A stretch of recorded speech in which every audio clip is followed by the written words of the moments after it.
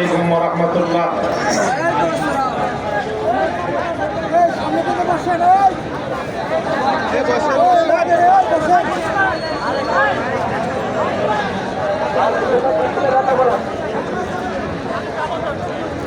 আলহামদুলিল্লাহ রাব্বিল আলামিন।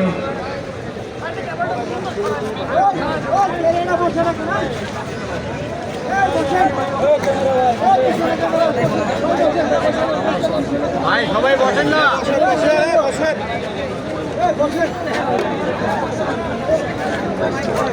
পতাকাটা সরান, সাইডে যান।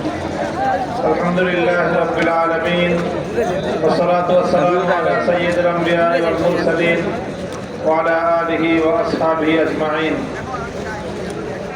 আমরা মহান আল্লাহ পাক রব্বুল আলামিনের দরবারে সর্বপ্রথম শুকরগুজারি আদায় করছি যে বাংলাদেশের মানুষ দীর্ঘ জুলুম, অত্যাচার, অন্যায় এবং অবিচারের দীর্ঘ এক বন্ধুর পথ পাড়ি দিয়ে অনেক রক্ত, অনেক জীবন, অনেক শাহাদাতের বিনিময়ে বাংলাদেশের মানুষ বিগত জুলাই বিপ্লবের মাধ্যমে 5ই আগস্ট তথা 36শে বিপ্লব যে ঐতিহাসিক বিজয় অর্জন করেছিল, বাংলাদেশের মানুষের বুকের উপর জগৎ জল পাথরের মতো চেপে বসা যুগের নব্য ফেরাউন, লেডি ফেরাউন, স্বৈরাচারী জালিম শেখ হাসিনা সরকারকে উৎখাত করার মধ্য দিয়ে এদেশের ছাত্র জনতা বাংলাদেশের মানুষের জন্য মুক্ত বাতাসে নিঃশ্বাস গ্রহণ করার মতো এক পরিবেশ তারা তৈরি করে দিয়েছিল মহান আল্লাহর রহমতে। সেই ফ্যাসিবাদ থেকে মুক্তির আজ প্রায় বছরখানিক পূর্ণ হতে চলেছে। এদেশের মানুষের মনের মধ্যে শঙ্কা ছিল যে আবার ফ্যাসিবাদী স্বৈরাচারী আওয়ামী লীগকে বাংলাদেশের রাজনীতিতে আবার পুনর্বাসন করবার কোনো অপতৎপরতা পরিচালিত হচ্ছে কিনা, এটা নিয়ে দেশের মানুষের অনেক শঙ্কা ছিল। এদেশের মানুষ পরিষ্কার বলে দিয়েছে, বিপ্লবী জনতার পক্ষ থেকে আমরা বারবার বলেছি, শহীদের রক্তের দাগ এখনো মুছে যায়নি, এখনো বাংলার ঘরে ঘরে শহীদের মায়ের চোখের অশ্রু মুছে যায়নি। হাজার হাজার শহীদের রক্ত মারিয়ে, হাজার হাজার শহীদের মায়ের রক্তের, শহীদের মায়ের অশ্রু পেছনে ফেলে বাংলাদেশের স্বৈরাচারী শেখ হাসিনা এবং তার রেসপন্সারদের আবার রাজনীতি করবার খায়েশ কোনোদিন পূরণ হতে পারে না। বাংলাদেশের ছাত্র জনতা, এদেশের ফ্যাসিবাদ বিরোধী রাজনৈতিক পক্ষগুলো হাতে হাত রেখে বরাবর আওয়ামী লীগের বিরুদ্ধে তারা রাজপথে ঐক্যবদ্ধ সংগ্রাম চালিয়ে গিয়েছে। তাদের সে ঐক্যবদ্ধ সংগ্রাম বিশেষত গত কয়েকদিন ধরে আওয়ামী লীগের রাজনীতি নিষিদ্ধ করবার দাবি নিয়ে রাজপথে ছাত্র জনতা যেভাবে আন্দোলন করেছে, সংগ্রাম করেছে, দলমতের ঊর্ধ্বে উঠে এদেশের সাধারণ ছাত্র জনতা বিভিন্ন অঙ্গন থেকে, যমুনা থেকে শুরু করে শাহবাগ চত্বর পর্যন্ত ছাত্র জনতার যে অভূতপূর্ব ঐক্য এবং তাদের যে সংগ্রামী ভূমিকা এদেশের মানুষ প্রত্যক্ষ করেছে। আমরা এখন আশা করতেই পারি যে দেশের ক্ষমতাসীন মহল কোনদিন চাইলেও ছাত্র জনতা ভবিষ্যতে কোনদিন কোন স্বৈরাচারী শক্তিকে বাংলার রাজনীতিতে বরদাস্ত করবে না। আজ এই বাংলাদেশে আমরা পরিষ্কার কয়েকটি দাবি উত্থাপন করেছি যার যার অঙ্গন থেকে।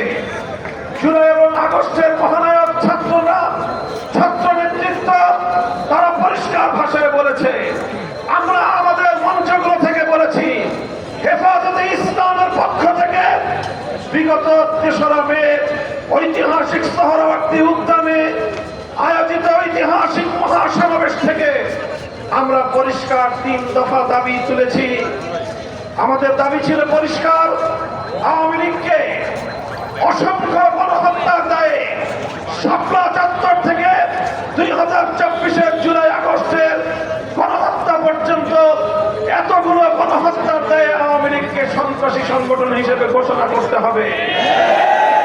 আমাদের দাবি ছিল এই সকল গণহত্যা খুনের কারণে শেখ হাসিনা সহ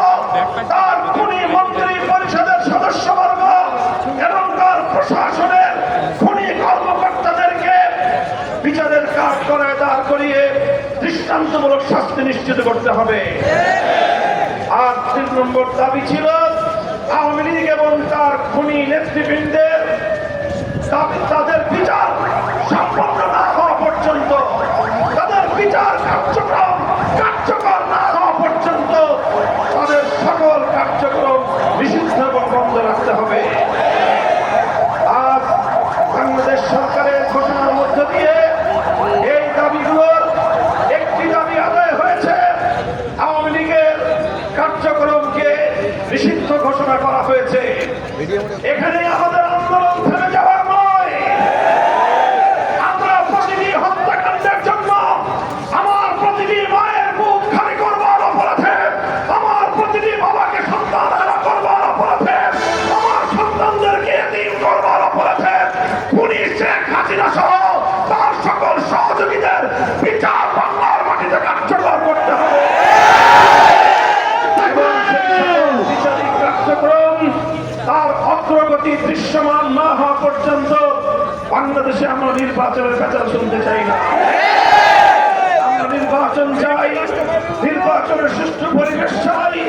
তবে সব কিছুর আগে আমাদের শাহাদাতের এই রক্তের বদলা নেওয়ার জন্য, শহীদদের শাহাদাতের মূল্যায়নের জন্য আওয়ামী লীগের খুনি সকল দায়িত্বশীল আওয়ামী নেতৃবৃন্দের বিচার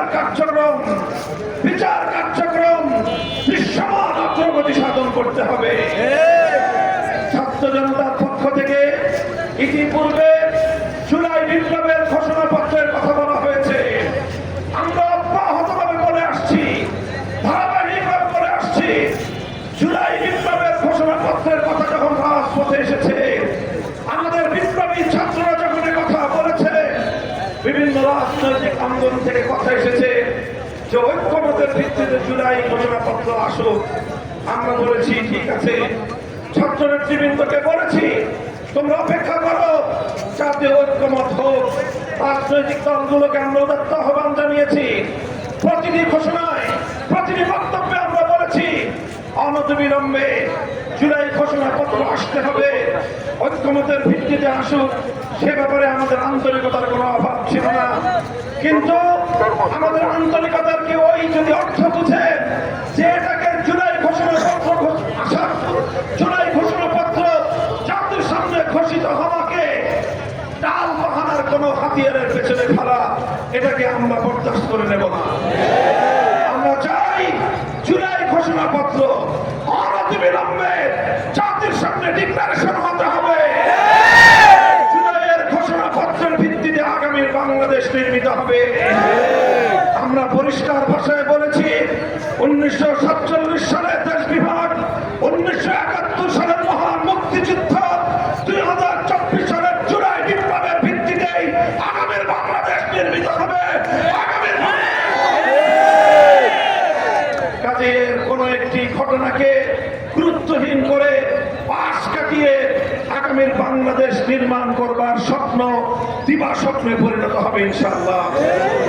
আমাদের ছাত্র নেতৃবৃন্দের মধ্যে বিগত কয়েকদিন যারা অক্লান্ত পরিশ্রম করেছে, রাজপথে রাত দিন নাওয়া খাওয়া একাকার করেছে, আমি তাদের সকলকে সংগ্রামী অভিবাদন জানাই। আমাদের ক্যাপ্টেন হাসনাত আব্দুল্লাহ,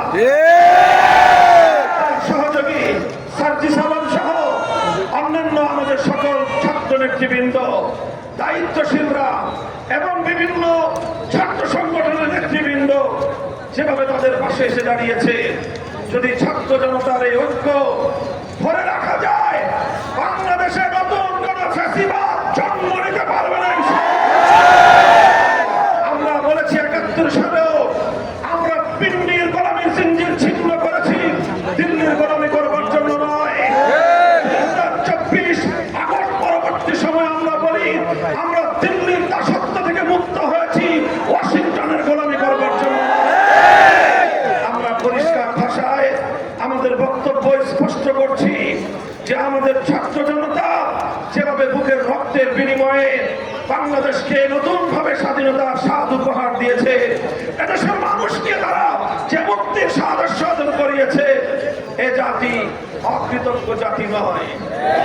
এ জাতি অকৃতজ্ঞ